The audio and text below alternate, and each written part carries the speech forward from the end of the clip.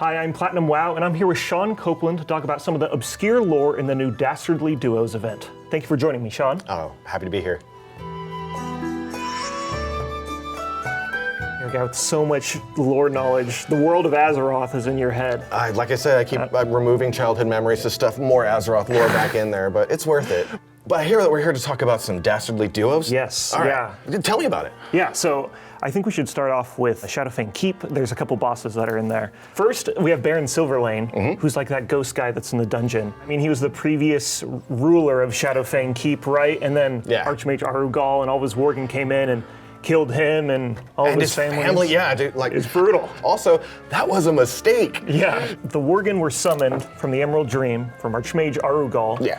Because Gen Greymane was like, okay, there's a whole bunch of Scourge. They're gonna invade Gilneas, right? We have the Greymane wall, but it's gonna break. Yes. So we need to do something. So he's like, okay, I can like summon these evil werewolf people from another dimension and maybe that will help. Yeah, he had no idea who they were. And it did help for a time.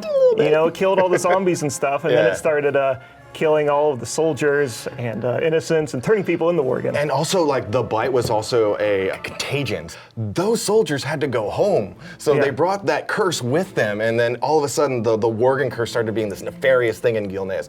But there's two other guys that are involved in current lore when it comes to Shadowfang Keep.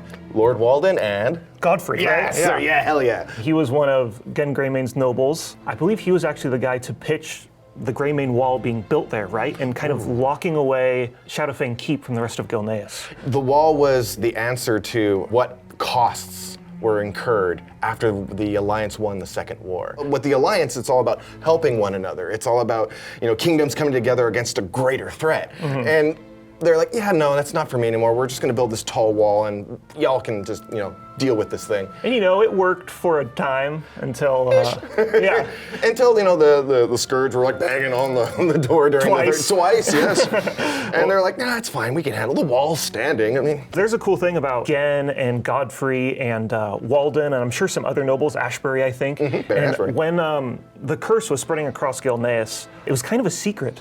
So them and all the nobles would go out and hunt the Worgen themselves to try and keep a secret from everybody else. And that's how Gen got big. Exactly. Yeah. That moment, Godfrey and them, they went to Shadowfang Keep, and that's where they were holed up until the adventurers would meet them later. And also, you know, he had a crony. I think that was Lord Walden. Yeah. He was the right-hand man, and he was just trying to support Godfrey, correct? Yeah, he's like his little buddy that helped with taking over Shadowfang Keep.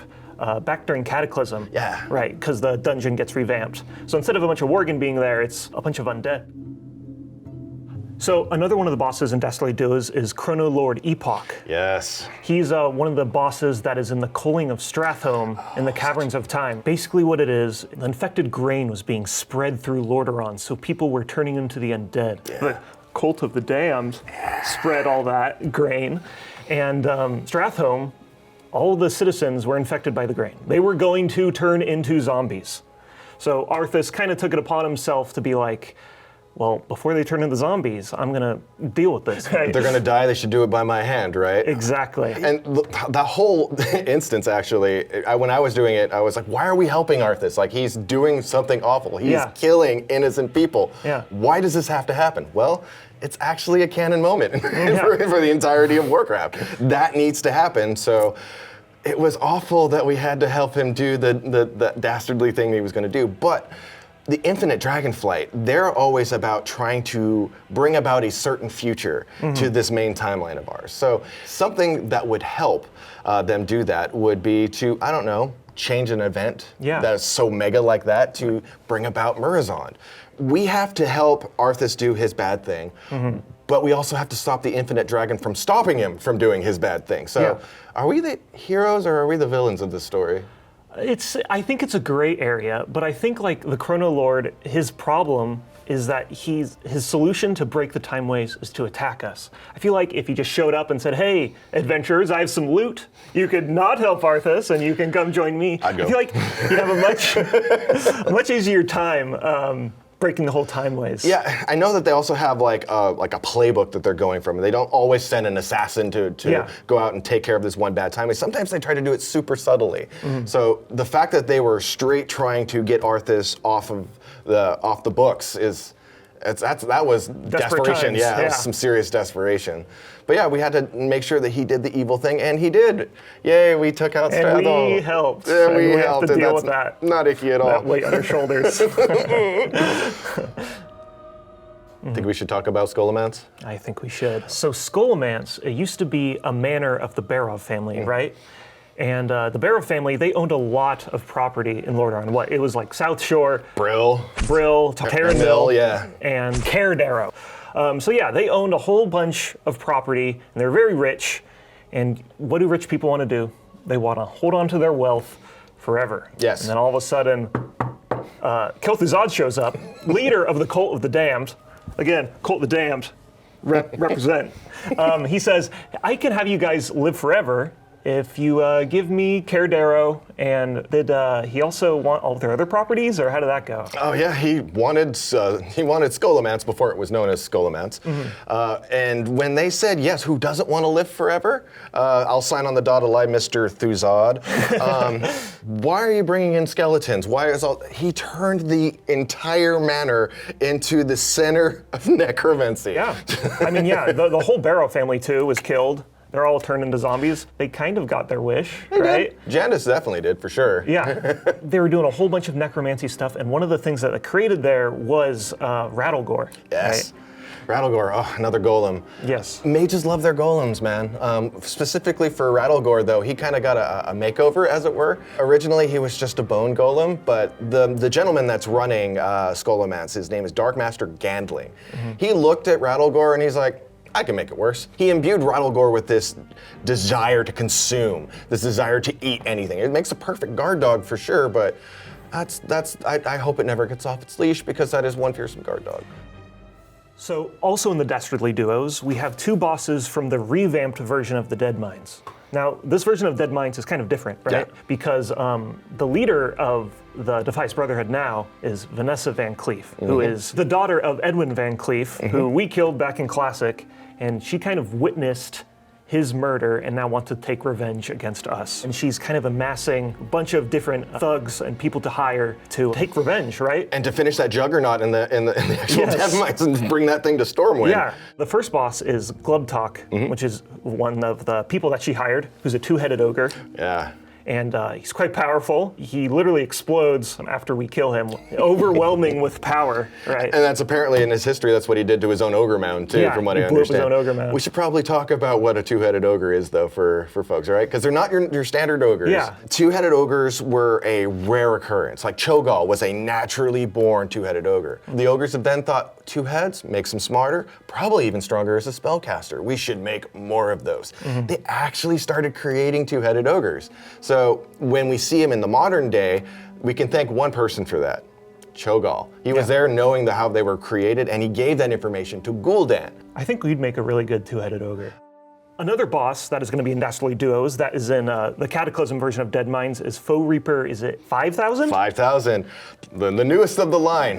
Foe Reaper is a harvest golem. Yeah. What is a harvest golem? Well, these are golems that farmers would create to help them to scythe their wheat, to help them in the farmlands. Another fun little piece of lore. They made these reefers, but they also made little tiny versions to help the big ones, so they would get little weeds, and they also pick up the seeds in the field. And they'd be really cute if they didn't have like knives for fingers. Like, I think people don't like fully recognize that they're some of the scariest mobs in World of Warcraft. I mean, the one that is in the revamped version of the Deadmines is huge. Huge. Huge. And he randomly fixates on somebody, and yeah, it'd be horrifying. Fighting that plus another boss is going to be scary.